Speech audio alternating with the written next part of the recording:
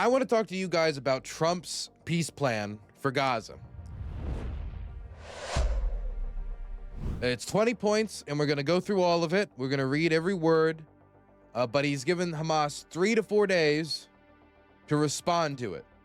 And after 3 to 4 days, the assumption is that the peace plan, maybe it'll stay on the table as something they can pick up down the road, like in a few weeks if, the fight gets particularly bad and they change their mind.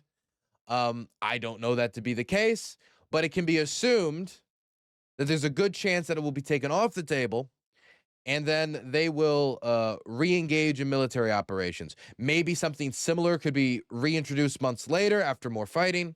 Maybe it will even be the same bill itself. The same proposal itself. But for right now, there's a 3 to 4 day time window for Hamas to respond to this positively or negatively and use it as a potential off-ramp to stop the violence. Now, I wanted to read this because I think this does have stuff that would upset everybody. But, of course, it puts Trump in a position of power when it comes to the future of the Gaza Strip. Let's read through the 20-point plan that Trump has put forward to end the war in Gaza. President Donald J. Trump's comprehensive plan to end the Gaza conflict. Number 1, Gaza will be a de-radicalized terror-free zone, does not pose a threat to its neighbors. So essentially, no more entity that could do a October 7th style attack. Number 2, Gaza will be redeveloped for the benefit of the people of Gaza who have suffered more than enough. Number 3, if both sides agree to this proposal, the war will immediately end. So that means if Hamas agreed to it tomorrow and then Israel did, the war would immediately end. If Hamas agreed to it tomorrow and then Israel did it, then it wouldn't. And I got to say, Trump needs to think of a scenario where something like that happens. And of course, the vice versa. If Israel agrees and Hamas doesn't, then the war continues. Israeli forces will withdraw to the agreed upon line to prepare for hostage release. During this time, all military operations, including aerial and artillery bombardment, will be suspended, and battle lines will remain frozen until conditions are met for the complete stage withdrawal. Within 72 hours of Israel publicly accepting this agreement, all hostages, alive and deceased, will be returned. So Trump is saying that if Israel accepts it, the Palestinians have to give them all the hostages within 72 hours. Is occurred.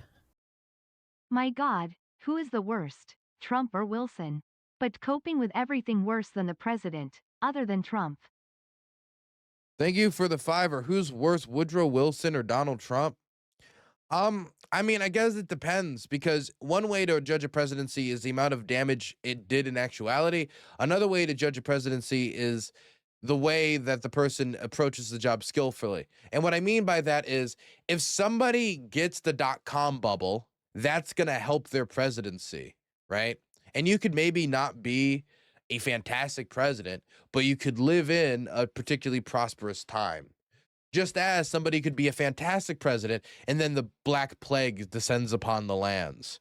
And so I would make the argument that Donald Trump in any age and any era would be a particularly bad president. Not that he necessarily had the worst effects of any president ever. Also, I remember early Wilson back when I was a young lad in 1917. And, he had a cute dog, so I'm sure he's a swell guy. Yeah, we chatted quite a bit that year. Anyway, once all hostages are released, Israel will release 250 life sentence prisoners plus 1,700 Gazans who were detained after October 7th, including all women and children detained in that context. For every Israeli hostages whose remains are released, Israel will release the remains of 15 deceased Gazans.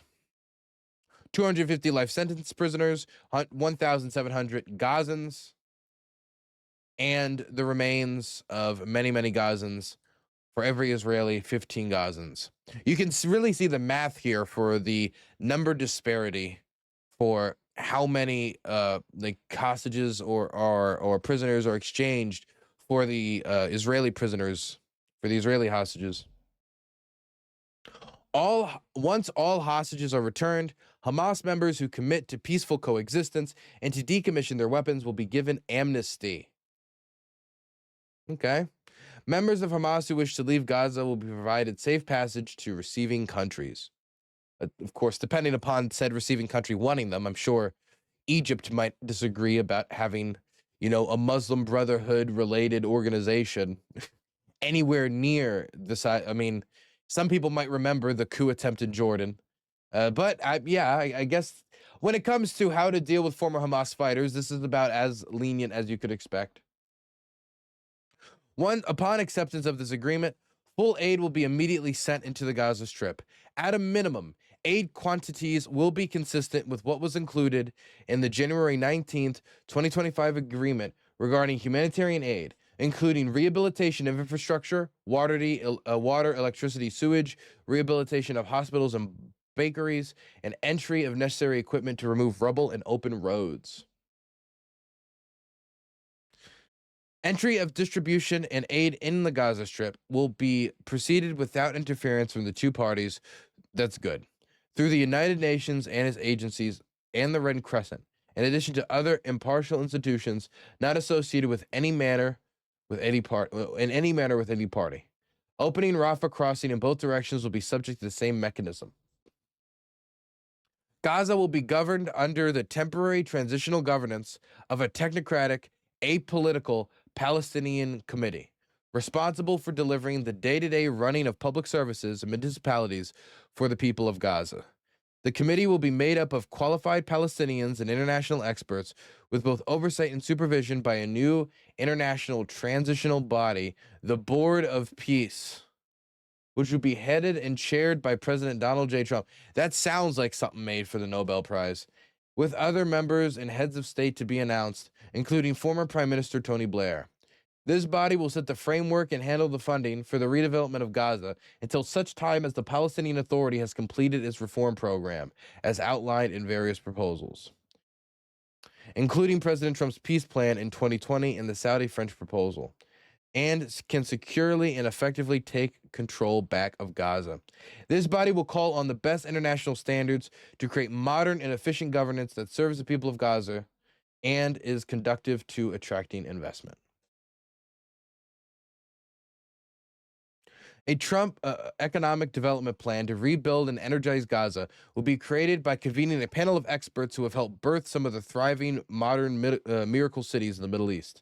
Many thought investment proposals and exciting development ideas have been crafted by well-meaning international groups and will be considered to synthesize the security and government frameworks to attract and facilitate these investments that will create jobs, opportunity, and hope for the future of Gaza.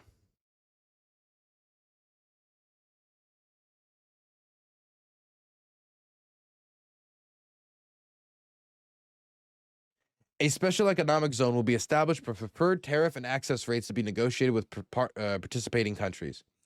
No one will be forced to leave Gaza. This is pretty important.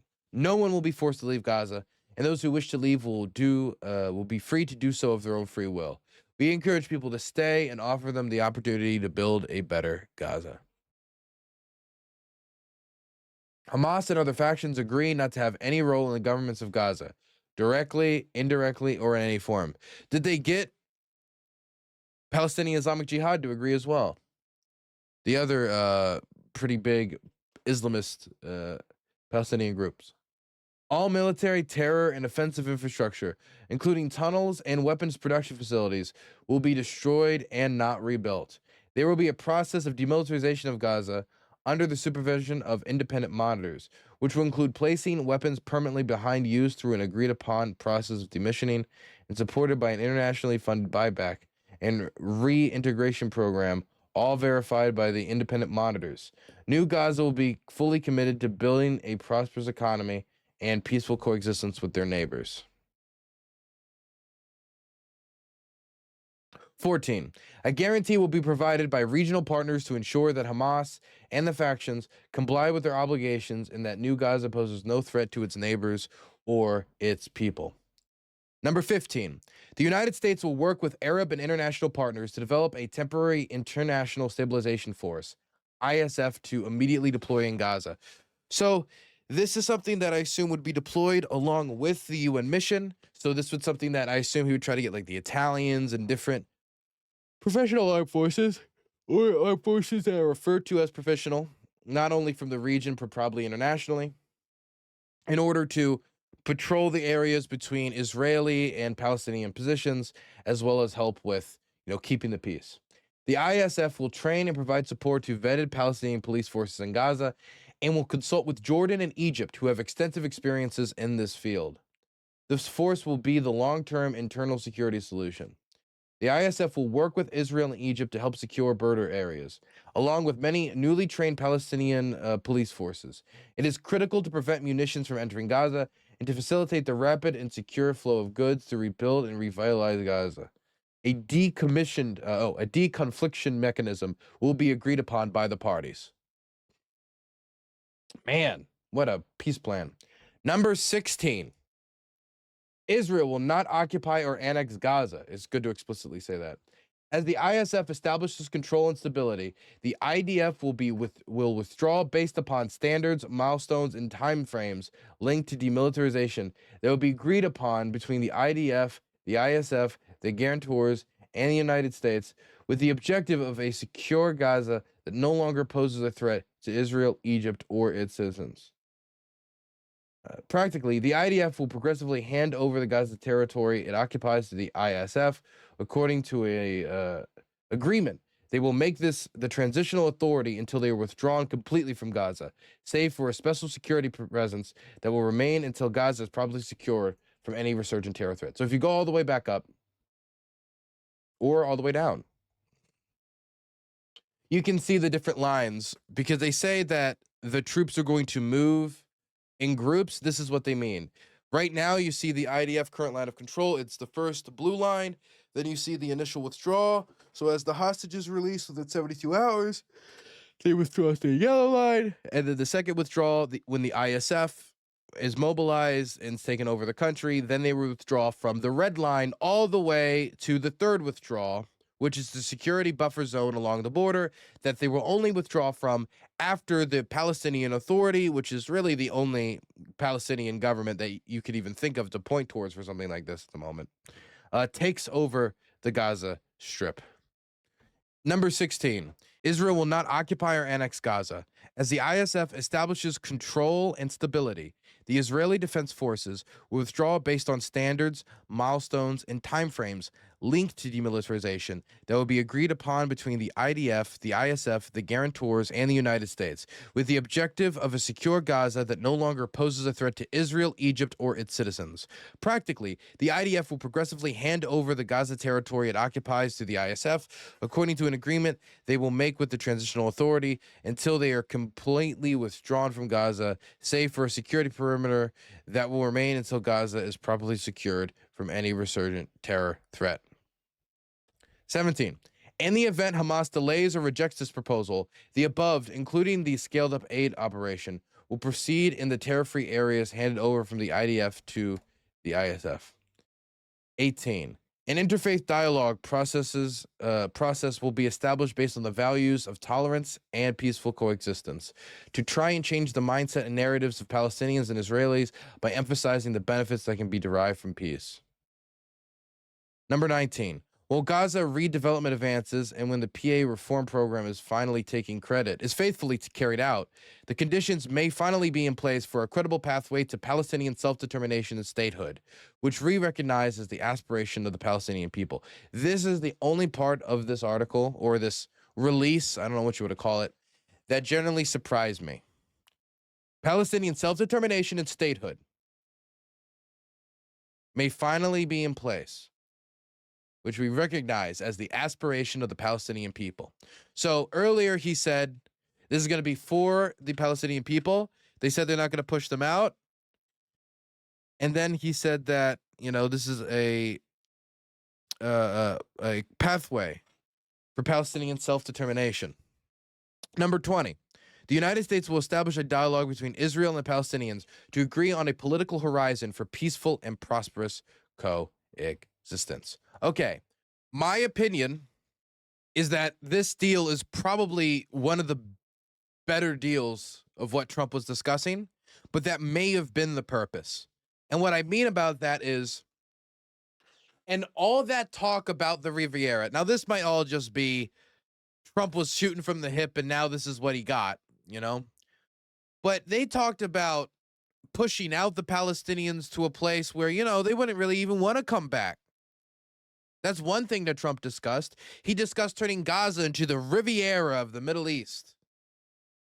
And when people asked, will the Palestinians be able to come back? He said they won't want to, which seemed to be an indication of, you know, them being moved into Egypt, them being moved into Jordan, them being moved into other states instead of living in the Gaza Strip, taking the future of the Gaza Strip away from the Palestinians and turning it over to developers. And I will not lie to you, the idea of Donald Trump heading a quote unquote board of peace where he gets to have some say or possibly veto power over who makes up the Palestinian government, that does concern me somewhat.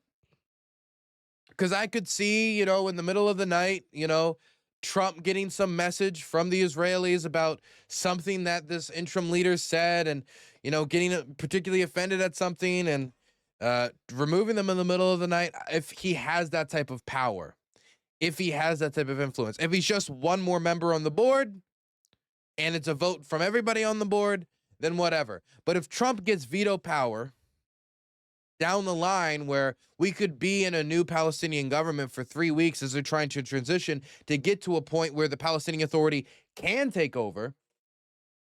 If we're doing that, and wait 1 second, I got messaged something. Oh yeah, sorry. Okay. So one way of thinking about Trump and how he's talking about moving all the people off the land, XYZ, this looks much better than that.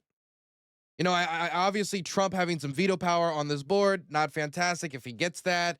You know, whether Trump should be the person making that decision, whether Trump would remove somebody in the middle of the night months down the line and cause some issues, I don't know. I would hope that he wouldn't have that type of veto power.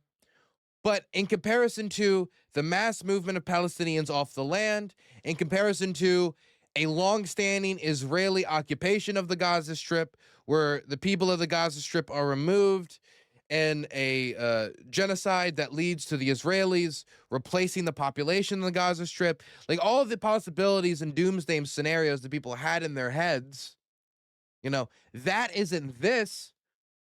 But is that the standard by which we should hold Donald Trump to? Is that the standard that we should hold our elected leader to? Say, hey, well, he's not ethnically cleansing the entirety of the Gaza Strip, so good job, Mr. Trump. Yay, you're not engaging in mass ethnic cleansing as was previously vaguely hinted at. Like, I don't know if I'm not gonna like clap like a seal for that. I'm glad that that isn't the case. Maybe it's I'm honestly a little scared of that it was talked about as the case at some point, you know, them going to camps and never coming back because they won't want to, and what Trump was trying to get at there. But do we think that that was Trump moving his position to something more reasonable once he had other people in the room and had back and forth talks with Palestinians? Or do we think this was a negotiating tactic? Is there a possibility that Trump threw out language like that? Riviera of the Middle East, Donald Trump, #1, releasing those AI videos to scare people. And so when he comes out with this, they're like, oh my God, under this proposal, Donald Trump's even saying in the future, Palestinian state. He doesn't say there will be a Palestinian state, but he recognizes that Palestinian statehood is what the Palestinians want. And if you go down there, it explicitly says, and I quote, here it is. While Gaza redevelopment advances and the PA reform program is faithfully carried out, the conditions may finally be in place for a credible pathway to Palestinian self-determination and statehood, which recognizes the aspiration of the Palestinian people. So he's saying may. They may get a state. Some people saying, oh, this is saying they'll get a state. No, they would have chose these words carefully. This would not have just been something Trump tweeted out. This is not a Truth Social post. This doesn't talk like a Trump Truth Social post. This is something that went through staff. The words may there is doing a lot of heavy lifting. May.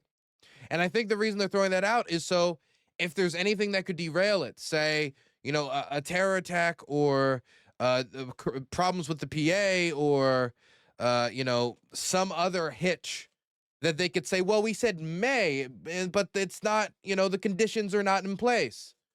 Well, can we truly call it a credible pathway at this point? I would want stronger language on this.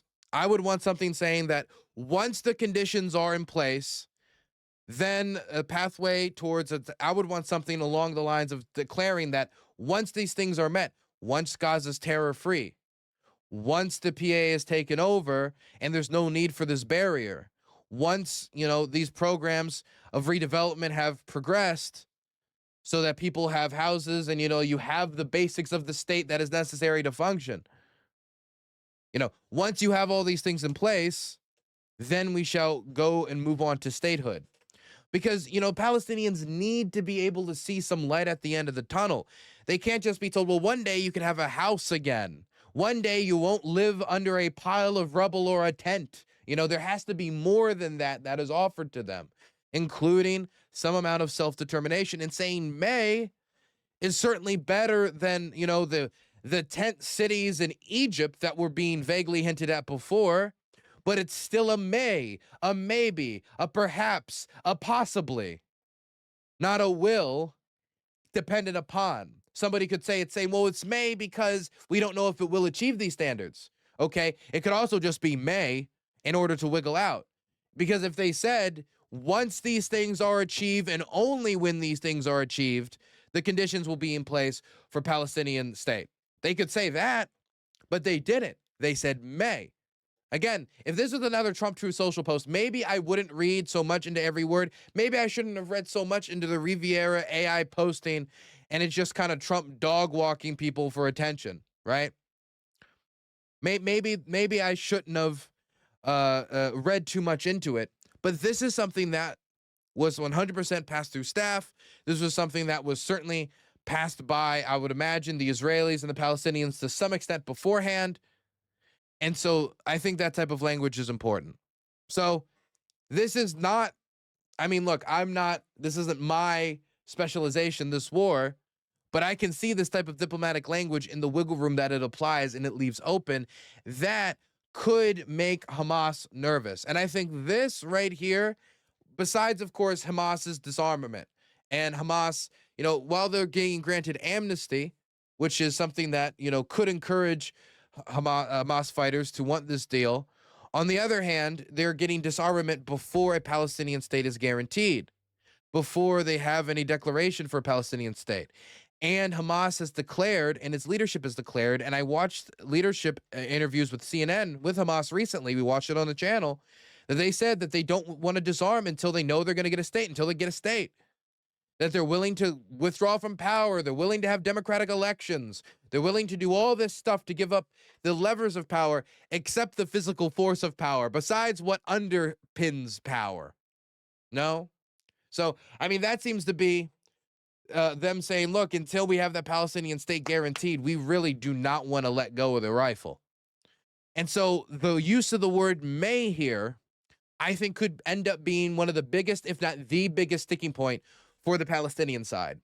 Now, as for the Israeli side, I think that this is probably not going to be the favorite deal of some of the Israeli government's cabinet. I do not think that Smotrich is going to like this. I do not think that Ben-Gvir is going to like this. I do not think that the most far-right members of the Netanyahu government is going to like this. I think that this plan might be desired by the Israeli public as they want to see the hostages. They do want to see an end to the war, and they do want to see that Hamas no longer controls the Strip. And all of these things, if this deal is followed through on, is here. Hamas would no longer hold power. There would be, at this point, there would not be an immediate reward for a Palestinian state. A Palestinian state may come in the future. According to this deal, you would want it to come in the future, but according to this deal, it may come in the future. They get the hostages back within 72 hours of the deal being signed, and the only withdrawal that occurs is only after the hostages are released. Windshield Wiper has donated $5. Reminds me of that time Trump tried to ban all Muslim immigrants, and then his team reworded to ban countries with high Islamic terror instead. Yeah, if you guys are curious about how that happened, the way it happened was actually publicized by Rudy Giuliani on Fox and Friends. So we know from his own admission, and Rudy Giuliani's supposed to be a lawyer, so maybe he should have had more sense about this. But he said that Donald Trump, he made his speech saying, I want a total and complete shutdown of Muslims entering the United States until we can figure out what the hell is going on. That's what he said. And then after saying that, he went out there and went to Rudy Giuliani after the speech and said, hey, find a way to do a Muslim ban legally. And the first ban they put forward was rejected by the courts because it was pretty clear what they were trying to do. It was only after they added North Korea, a non-Muslim country, and, they really pitched it on the idea of these are countries with high rates of Islamic terror. That's the only time that it actually got through. It was only after the changes to bring it within the bounds of the Constitution, according to lawyers.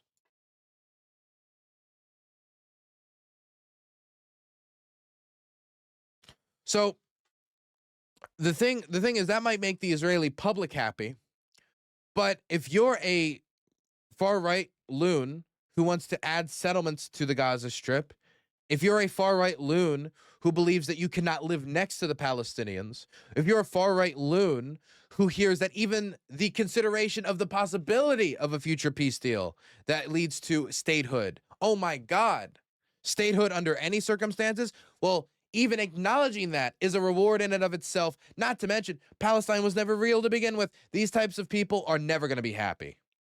They're never going to be happy, and so we should not be making peace deals to make them happy, because they're never going to be happy unless the Gaza Strip is essentially no longer what makes it the Gaza Strip. All the communities are gone, all the people are gone, and they're replaced with their own. So I don't think there should be any attention given to them outside of the fact that they could sink Netanyahu's government and therefore sink the deal by holding Netanyahu hostage over certain aspects of this.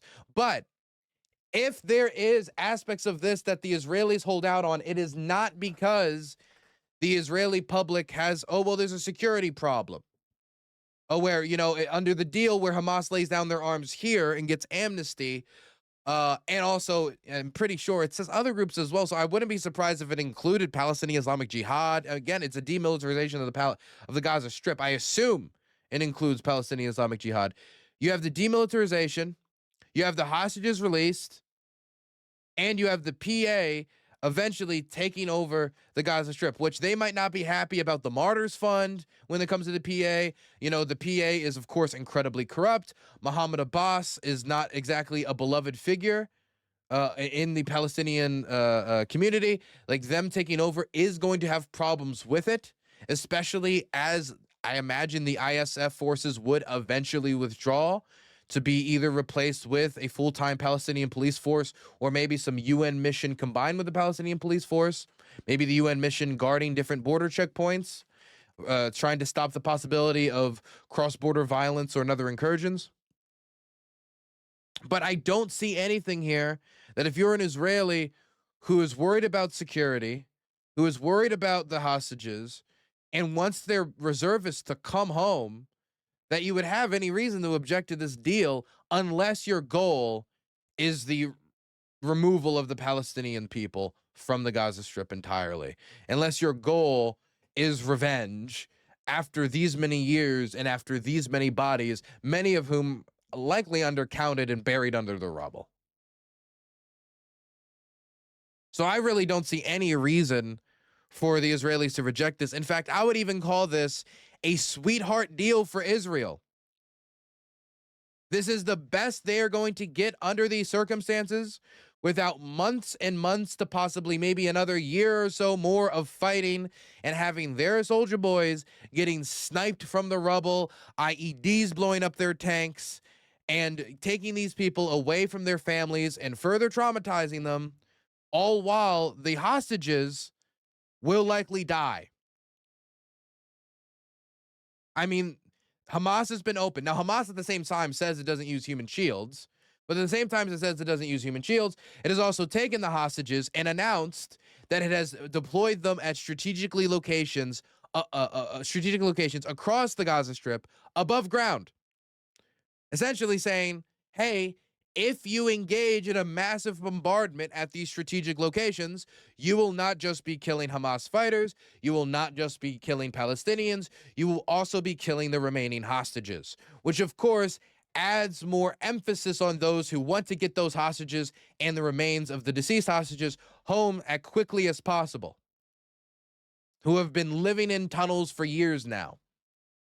So there is many incentives for the Israelis to take the deal. In fact, I would say if they are smart, they will take the deal. But we would be fools to assume that the only considerations in taking or not taking this deal is dependent upon what is necessarily best for the Israeli people or what we interpret as best for the Israeli people. There's also questions about Netanyahu's political fortunes. And that once this war is over, an election is going to happen, and there's going to be questions on how the security prime minister, who is the longest running prime minister in all of Israeli history, somehow allowed the biggest terror attack on Jews ever to occur. The biggest organized event of mass violence against Jews since the Holocaust. Which, whether or not you call that like fiery rhetoric, it's just factually true. And so that happened under Netanyahu's watch. And there's even signs that there could have been previous warnings given by the Egyptians beforehand. And it was a disaster for 48 hours, just chaos across the border before the situation was stabilized. That's how they got the hostages in the first place. And he was the security prime minister. If you watched now I don't know how many of my audience likes to go watch old Israeli campaign videos, okay? I'm sure a very high percentage of you. But if you go and you watch old Netanyahu campaign videos, he like portrays himself as a lifeguard at the beach, and people are like uncomfortable because he's like staring so closely. And then he's like staring into your window or staring over there or staring in there, and people are like a little like this is uncomfortable. But then somebody says, yeah, but he's on top of things. We need to be safe, and he's the security prime minister. And that was his pitch. His pitch was, it might be overbearing. You might not like Netanyahu for X, Y, or Z. He might be crass. He might go and make a show and make the Israel look interesting at the United Nations. But he keeps us safe. That was the pitch. Can we get the beach one? I don't know if I'm going to be able to find a specific campaign ad on such short notice, but I'd really like to give you the emphasis of the image he projected before we had such a devastating terror attack on the Israeli population, which there could have been warning signs before of. Here it is. Let's look it up.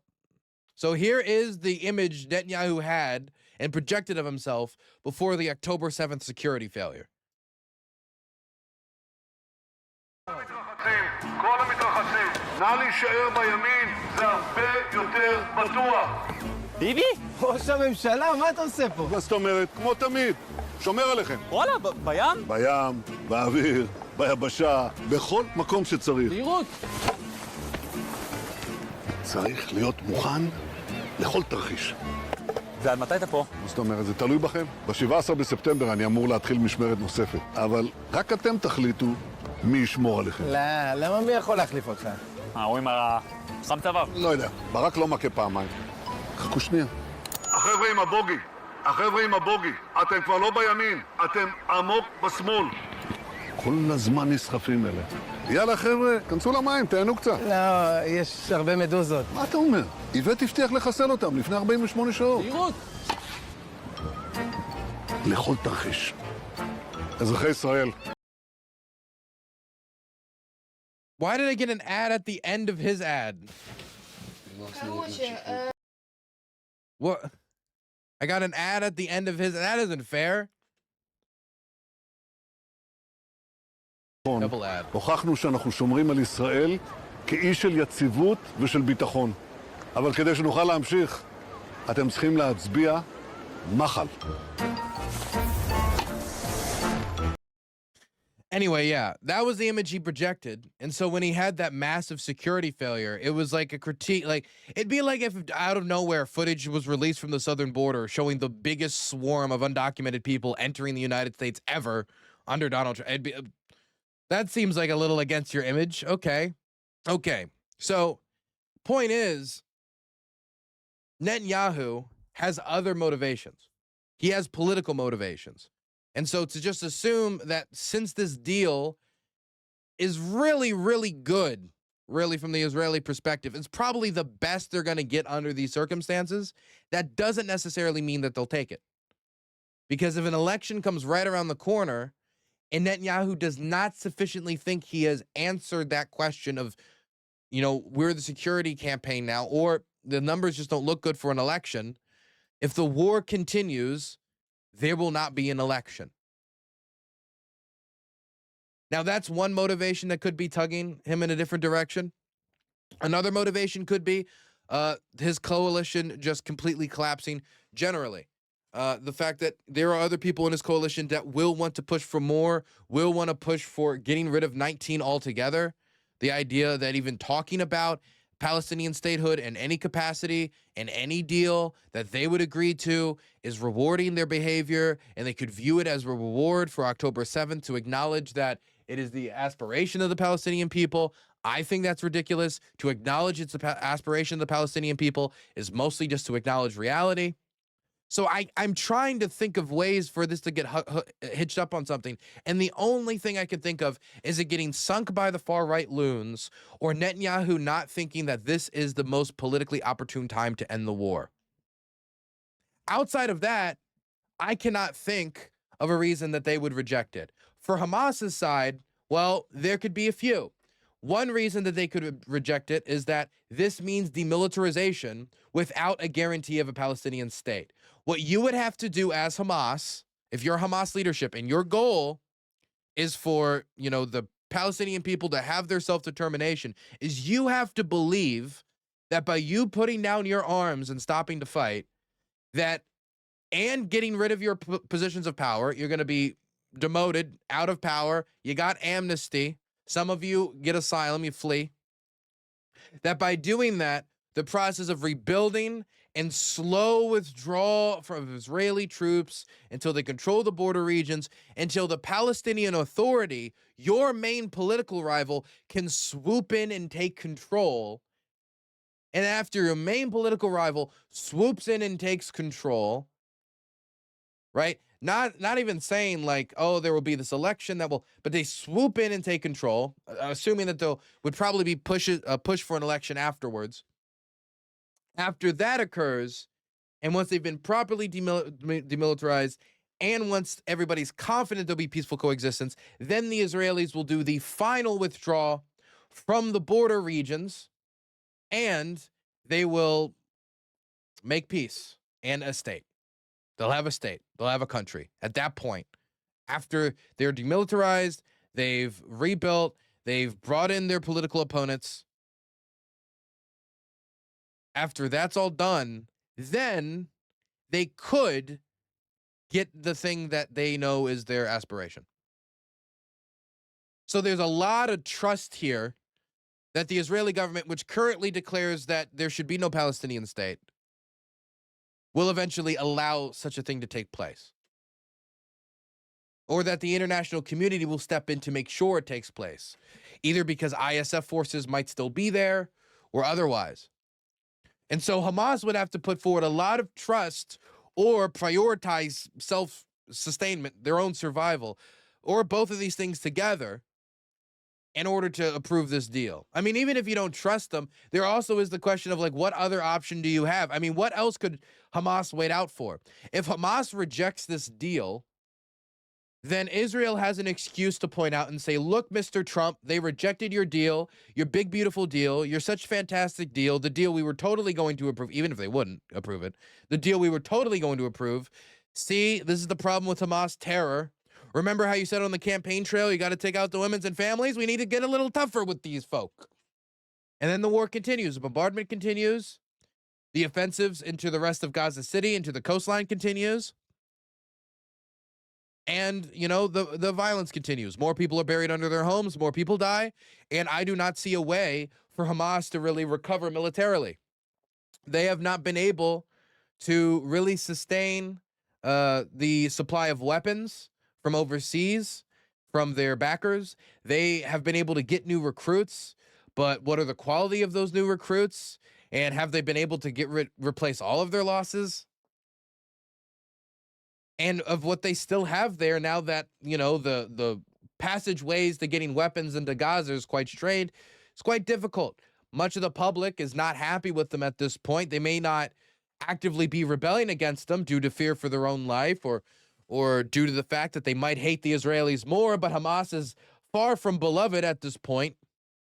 And like, I mean, so I don't really see a pathway for Hamas here to a deal that's better than this one outside of pushing for a movement of the words on 19 to say, you know, asserting that it will be a Palestinian state. If they were to say, on that acknowledge that a future demilitarized, you know, Palestinian state will be created if we lay down our arms and surrender, then we shall.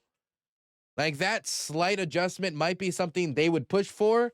It might be the exact thing that the Israelis would sink a deal for. And so I'm thinking of the counter proposals that could come if they were to say, well, we need to adjust this little bit here, adjust this little bit there. I mean, they have 3 to 4 days to respond, but each and every one of those little adjustments are another potential point of failure. So right now, I do think this is probably as good of a deal Israel's going to get, given the circumstances, without much more fighting, or at least months and months and months and months more fighting. And for the Palestinians, I don't really see any other pathway forward. Maybe the hope could be that since they have 3 to 4 days to respond, they could respond with some adjustments. I don't know if they would want to change the window on releasing the hostages. I don't know if they would want to change acknowledging the aspiration, saying that they should. I mean, it is already the acknowledged position of the United States government that a two-state solution is what they want. The United States has held that a two-state solution is the answer for a very long time. So the United States reaffirming that that is their position, but also the position of their deal, applying their position to the deal, might be something that they could ask for. But again, that could be a potential failure point for the Israelis. That might turn something that would be very difficult for the Netanyahu government to reject politically into something where they could say, well, we don't want to reward them. Again, I think the argument is preposterous that years of that Hamas disarming and then no longer having power and then handing power over to their political opponents is necessarily considered a reward, considering this process would take years anyway. But I could see the framing. So I hope for success, but I want to be realistic.